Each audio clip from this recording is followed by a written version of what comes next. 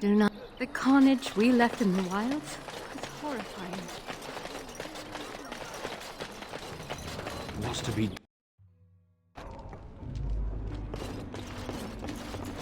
Any luck with that poison? Or you here to see my stock?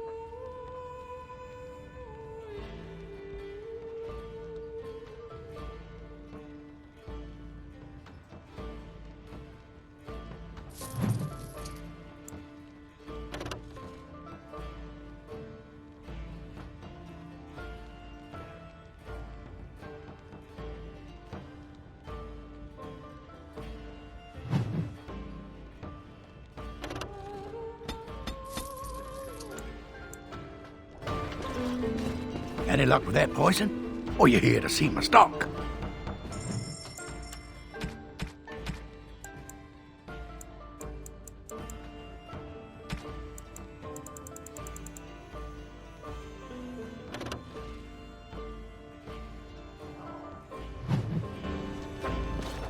Any luck with that poison? Or you here to see my stock?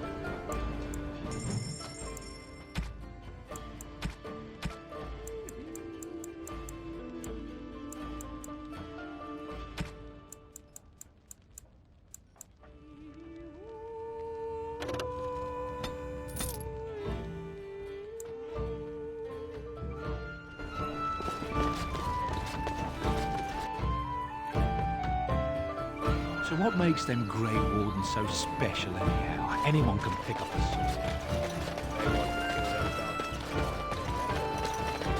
The blight has truly come, and the king is dead. Have a care where your eyes linger, Alistair. Yes, well, don't worry. It's not what you think. I see. I was looking at your nose. And what is it about my nose that captivates you so? I was just thinking that it looks exactly like your mother's. I hate you so much. What? Never mind. Blessed are the peacekeepers, champions of the just.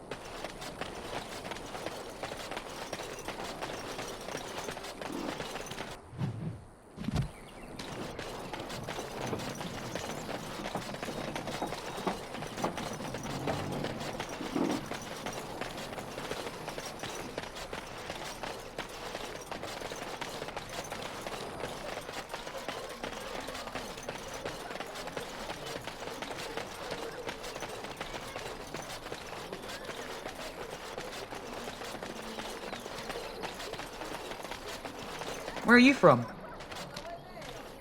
Let him take notice and shine upon thee, for thou hast done his work this day.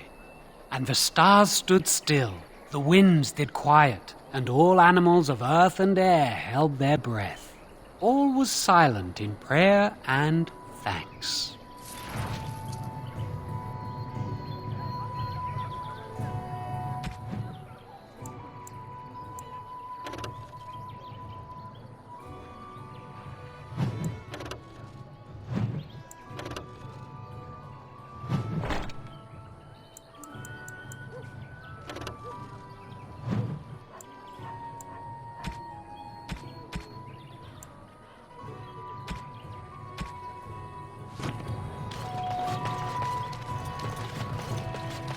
Allow me. I could do that for you. Allow me.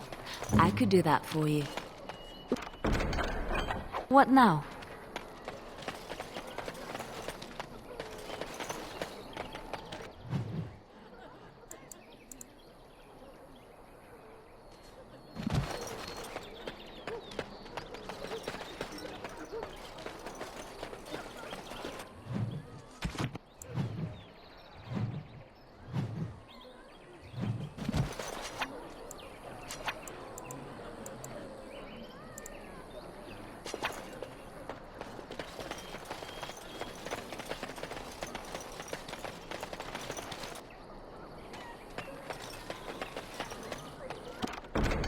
What's next?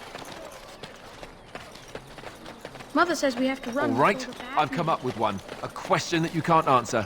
Are you talking to me? That's right. You think you're so smart. I've got an academic question that I bet you won't be able to answer. Oh, I doubt that. So tell me then, what was the name of Andraste's husband? This is a religious question, not an academic one. You're joking, right? A 5-year-old could answer that question. Do you not know more than a child? I care nothing for your religion, and this game of yours is over. Oh, how the mighty have crumbled.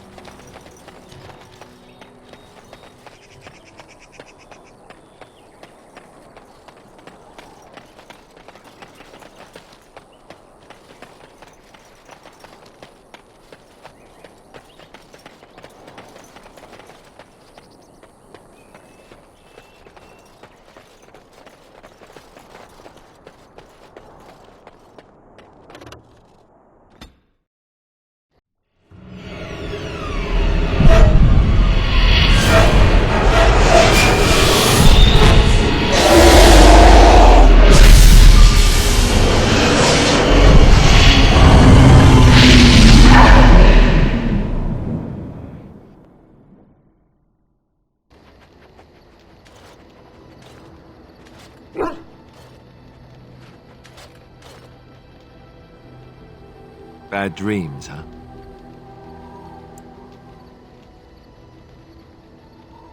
Drank more like, as in the tainted blood, remember? You see, part of being a Grey Warden is being able to hear the Darkspawn. That's what your dream was, hearing them. The Archdemon, it talks to the Horde, and we feel it just as they do. That's why we know this is really a blight. It takes a bit, but eventually you can block the dreams out. Some of the older Grey Wardens say they can understand the Archdemon a bit, but I sure can't. Anyhow, when I heard you thrashing around, I thought I should tell you. It was scary at first for me too. That's what I'm here for, to deliver unpleasant news and witty one-liners. Anyhow, you're up now, right? Let's pull up camp and get a move on.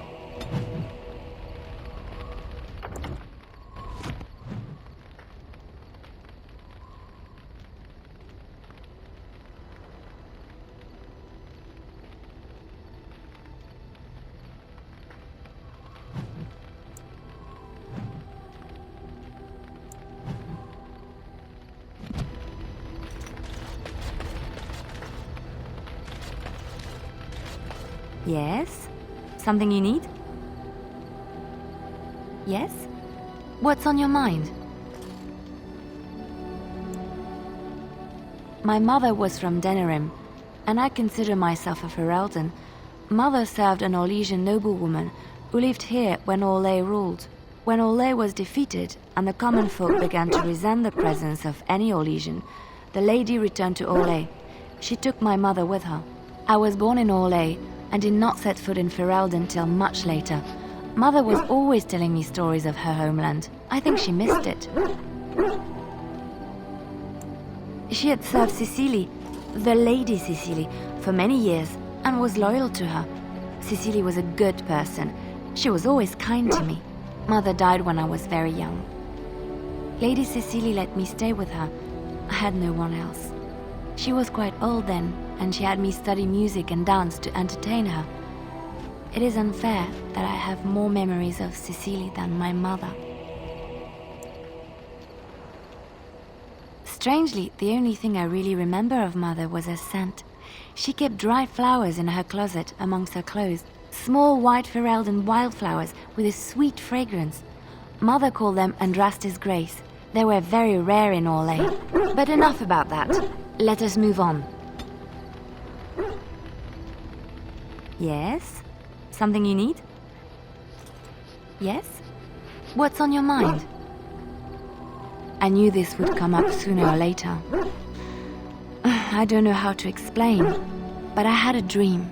In it, there was an impenetrable darkness. It was so dense, so real. And there was a noise, a terrible, ungodly noise. I stood on a peak and watched as the darkness consumed everything. And when the storm swallowed the last of the sun's light, I fell, and the darkness drew me in.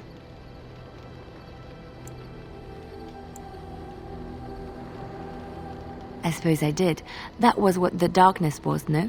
When I woke, I went to the Chantry's gardens, as I always do. But that day, the rosebush in the corner had flowered. Everyone knew that bush was dead. It was grey and twisted and gnarled, the ugliest thing you ever saw. But there it was, a single beautiful rose. It was as though the Maker stretched out his hand to say, even in the midst of this darkness, there is hope and beauty. Have faith. I suppose you will never understand. No one does. It's all right. I know what I know, and no one will ever make that untrue. Yes? Something you need? Yes? What's on your mind? Of course I do. I love stories far too much to keep them to myself. Everyone should be able to benefit from them, I think. Of course, Orlesians enjoy telling stories. I shall tell you my favorite tale of Aveline, the Knight of Orlais. A long time ago, a girl child was born to a farmer. He had hoped for a son, not a daughter, and so he told his wife to abandon the child in the woods.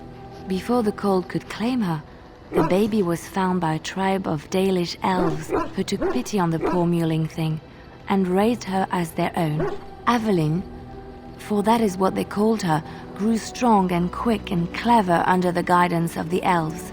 She learned to wield the sword as well as any man, could kill a deer with an arrow at 100 paces, and was as graceful on the back of a horse as she was on foot.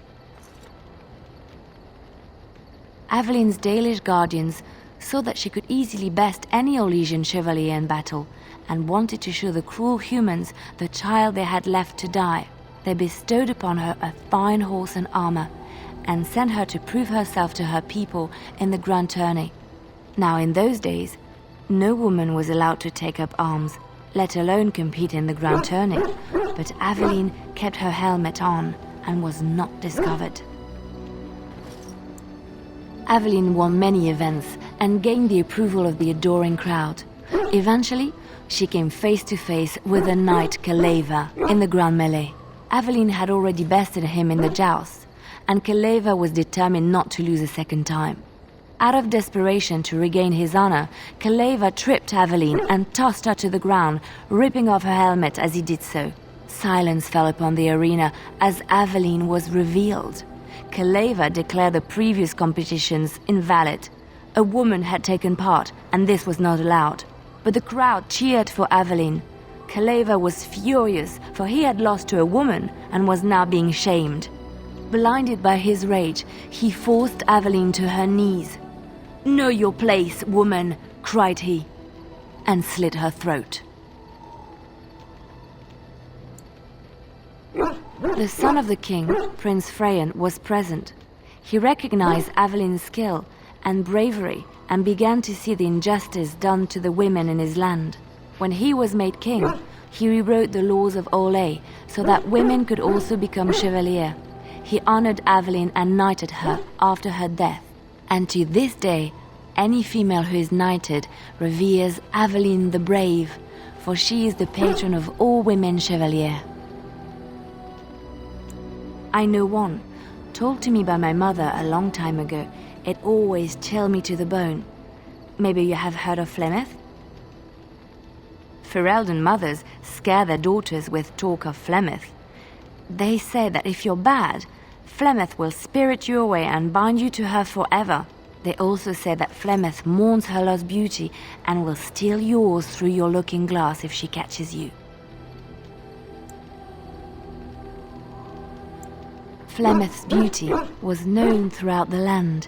She had hair like unto a moonless night, skin as pale as winter's first snow, and eyes as beautiful and perilous as the sea. When she came of age, she came to the attention of the Lord of Highever, Conobar, and he took her for his wife. Conobar soon learned that his young bride had the gift of magic. He kept this a secret, for he feared that she would be taken from him. Flemeth stayed with Conobar for some years, and with his blessing, she practiced her art. And then one day, a young poet named Osen came to the castle. Flemeth was captivated by Osen's voice, and he by her beauty, and they fell in love. Flemeth longed to be with her true love, and she and Osen fled from Conobar's lands, seeking refuge in the Kokari wilds with the Chasing tribes. They lived there happily for many a year, till the day Flemeth received news that Conobar was dying and longed to see her face one last time. Flemeth's heart swelled with pity for the man who once was her husband, and begged Osen to return to Conobar's side with her. But when Flemeth and Osen entered Highever, they were captured by Conobar's men, and Osen was slain in front of Flemeth's eyes. Flemeth was imprisoned in the highest tower of the castle, there to await Conobar's judgment on her. Distraught at the loss of her love, Flemeth plotted revenge against her husband. She summoned a fey demon, intending for it to wreak vengeance on Conobar. But a spell went awry. The demon possessed Flemeth. Turning her into an abomination, the halls of the castle ran red with blood as Flemeth slaughtered Conobar and all his men. The last of Flemeth's humanity melted away, and at dawn, she stole back to the wilds to plot and scheme for 100 years. They say she took to her side many Chasing men, and with their help, begat her daughter witches, who even now prowl the dark places of the Kokari wilds.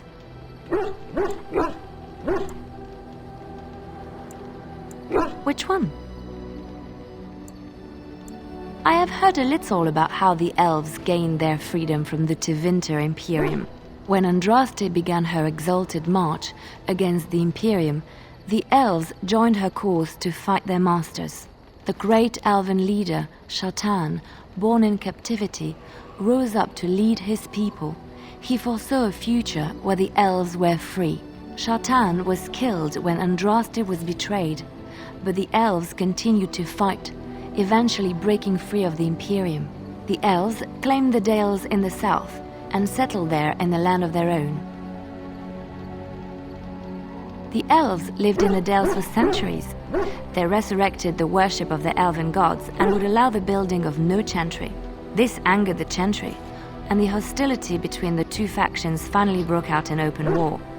The Chantry says the elves struck first, but I do not know whether to believe it. The Chantry declared a wholly exalted march against the elves, named for Andraste's similar march against Tevinter. During the exalted march of the Dales, the elven cities were sacked, and the elven state completely dissolved. Some of the elves bitterly accepted their fates and surrendered to human rule, living in the human cities as second-class citizens. But others, still fiercely proud of their heritage, refused to bow to the humans, and instead became homeless wanderers. They were the elves of the Dales, the Dalish. Andraste was the Maker's chosen. The Maker had long since abandoned the world when the sound of her singing turned his ear. Beauty, grace, and wisdom enraptured him, and he offered to take her from this flawed world to become his divine bride. But Andraste had an earthly husband and would not forsake him. Instead, she beseeched the Maker to return to his people once more. So earnest was her plea that the Maker was moved and promised that he would create a paradise on earth if all abandoned their false gods and turned once more to him. And this is why Andraste began her exalted march on the idolaters of the Tevinter Imperium. The Maker granted her his powers with which to smite her enemies. Andraste brought the Imperium to its knees, and her victories converted many to the worship of the Maker.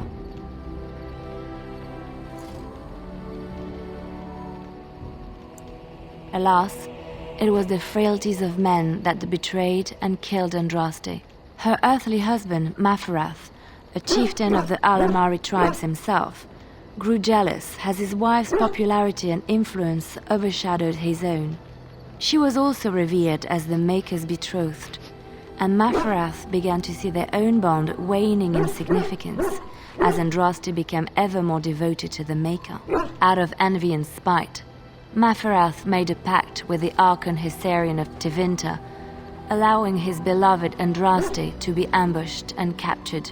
Andraste was burned at the stake in Minrathous, the capital of Tevinter. I have thought on this too. Did he withdraw his sight from her at that moment? Where were all the powers he bestowed upon her? This question has come to me many times, and I have no answer. Perhaps there was no way for Andraste to return to the Maker but through her death. We will never know for sure.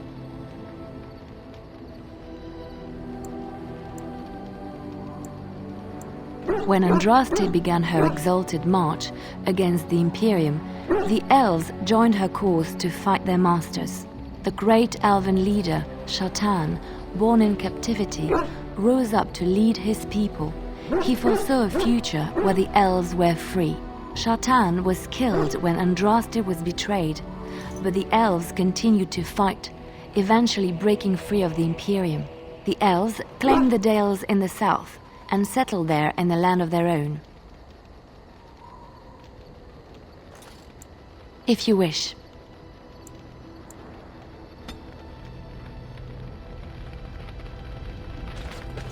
What do you need? Ask away.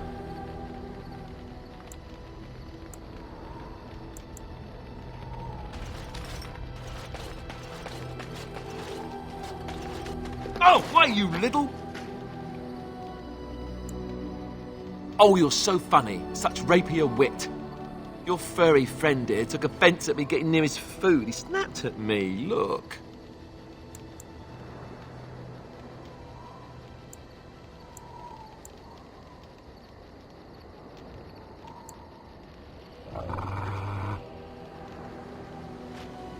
Sometimes I forget that he's a war dog.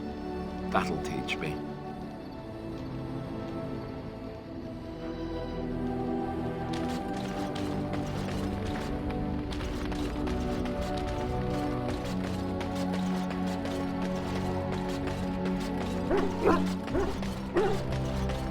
I once heard a really old legend about how the Hound warriors in the days of the old tribes would feed their Mabari the flesh of the vanquished. Well, that's what I heard anyway. It would sometimes be human flesh. Oh, like you can tell the difference. For all you know, maybe you've already been fed something. Someone.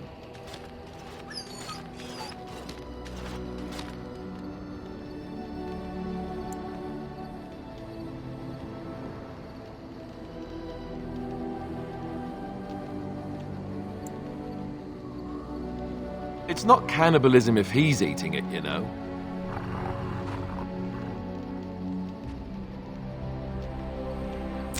Look at what your fool dog placed in my pack. A putrid, half-eaten hare is not something a woman wants to find in her unmentionables.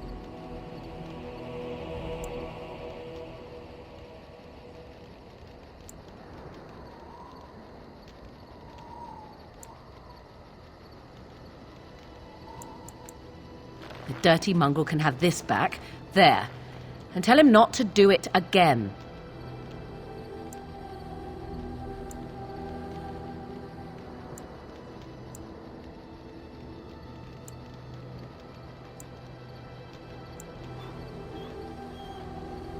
I don't want it, you worthless fur bag.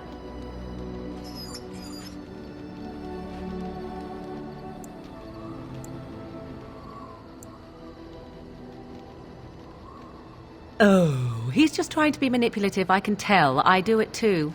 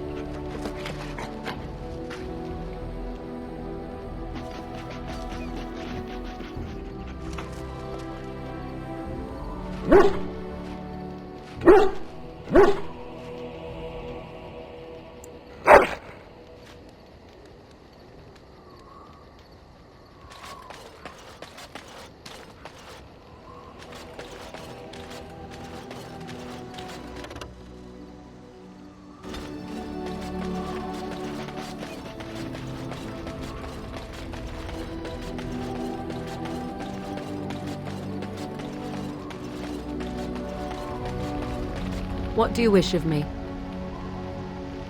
If you must. I cannot teach you, no, but any other mages that cared to learn, yes, I could do that. Send whoever you wish my way, and I shall teach them what I can in the camp, provided they possess the will to even make the attempt. What do you wish of me? We are in camp, so 'tis as good a time as any.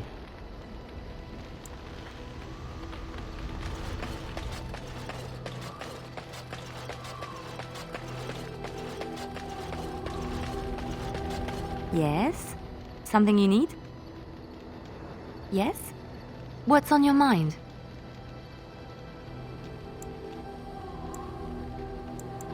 Where did you hear this?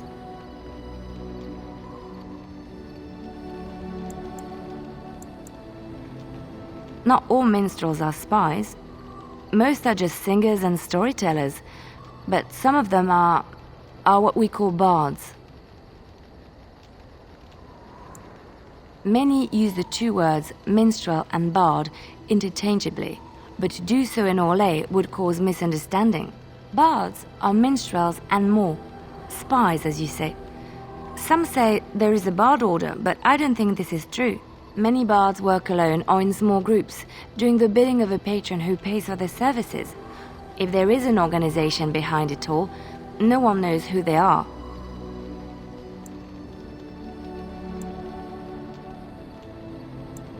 What do you think? They infiltrate, steal, sometimes assassinate? It depends on the bard.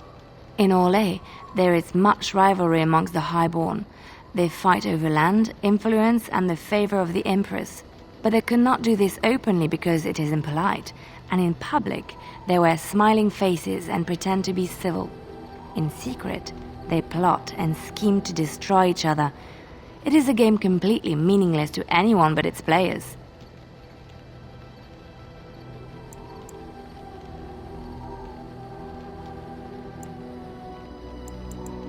I have revealed too much, it seems, but it doesn't matter what I used to be. It is the past.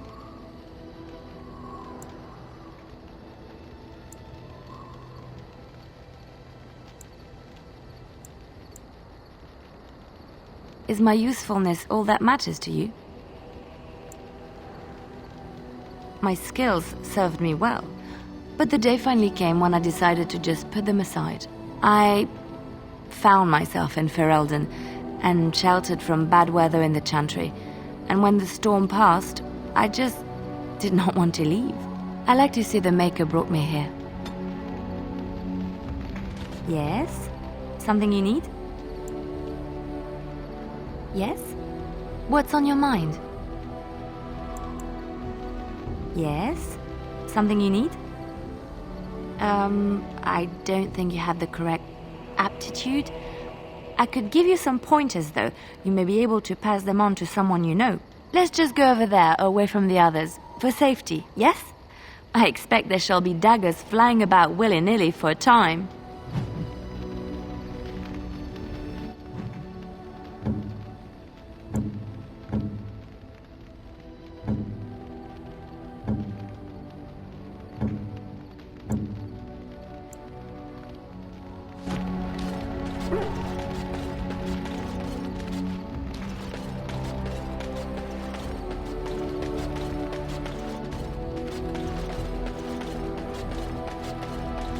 Ah, it's good to see you, my timely rescuer.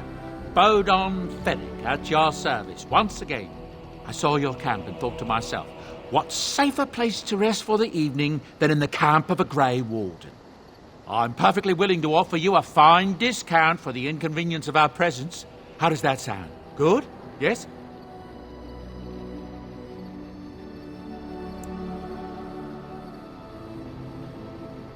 I'm sure you'll be pleased with the goods my boy and I have collected, and with your discount.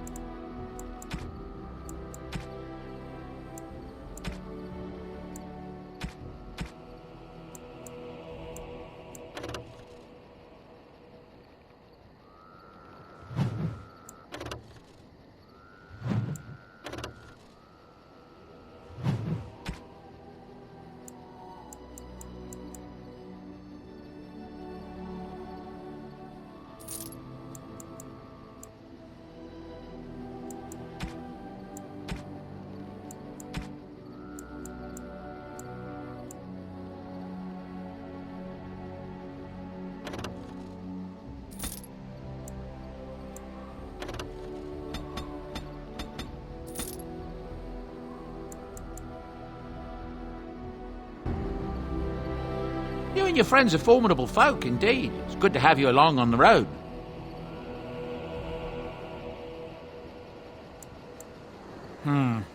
I suppose since you told me about you being a Grey Warden, it's only fitting for me to be as open. I'm originally from Orzammar, just as you are, I suspect. You don't have the look of a surface dwarf about you. I was a merchant there, too. Merchant caste. These things are in the blood, you know. You can't just leave them behind. I ran a fairly successful business. Rare artifacts, you know. Old things, grand things. The nobles loved them. Reminded them of the lost glory days, I suppose.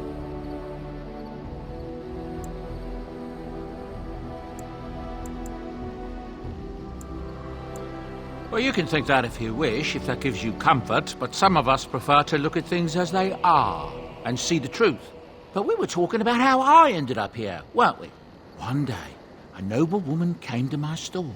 She looked around for a bit and then started shrieking in dismay. Apparently, she believed that a pair of braces I had for sale once belonged to her brother. He'd been lost in a cave-in, you see, while on an expedition to clear out the Darkspawn from one of the tunnels running close to the city. They were made specially for him. They're unique, she shrieked. He stole them from my poor brother's corpse. She had me arrested on the spot, of course. Nobles, they're touchy like that.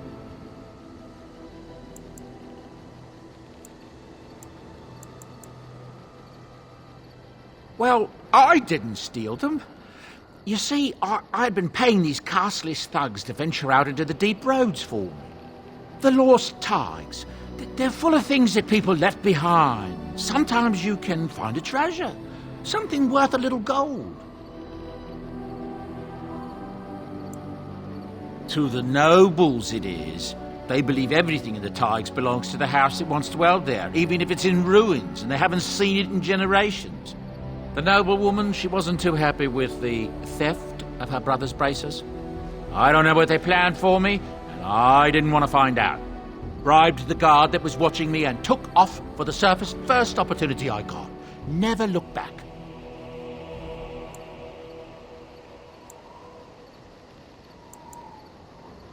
Yes, here I am. Now, is there anything the boy or I can get you? Ah, yes. I'm married to a fine woman back in Denerim, it's true. She'd give me a son if she could, but that's not likely to ever be. Sandal here. I found him in the deep roads years ago. Abandoned, I think, and he was never quite right in the head. I took him in, and I brought him with me when I came here to the surface. He may not be my blood, true, but I think of him as one. We left Orzammar. That's right, boy. Maybe one day we'll see it again.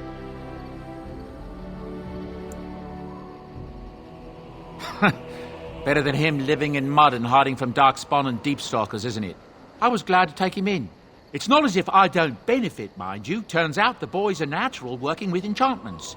He might have even been lyrium-addled. I never thought of that before, to be honest. Happens sometimes. He can work an enchantment into just about anything, however, given some time. Could probably open his own shop, if he knew how. Enchantment.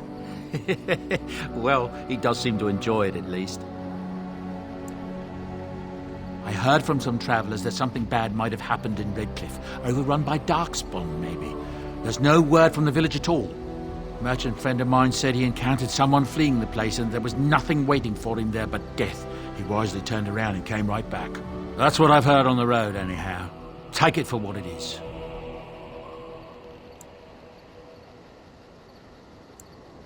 Look, we don't rob people, all right?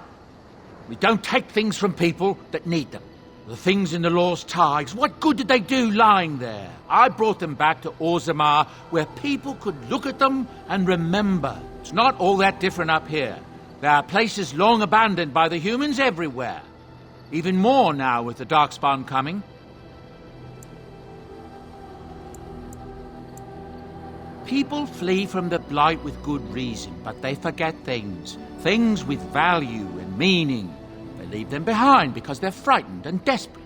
And sometimes, my boy and I, we find our way to these places before the Horde descends, and we save these things. I take them away so the Darkspawn don't get them.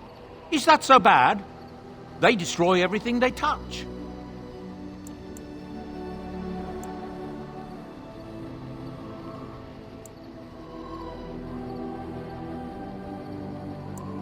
No, of course not. And when it ends, I will go back to finding ruins, or move on. I don't really have much of a choice. Of course. Good fortune to you and yours. Goodbye.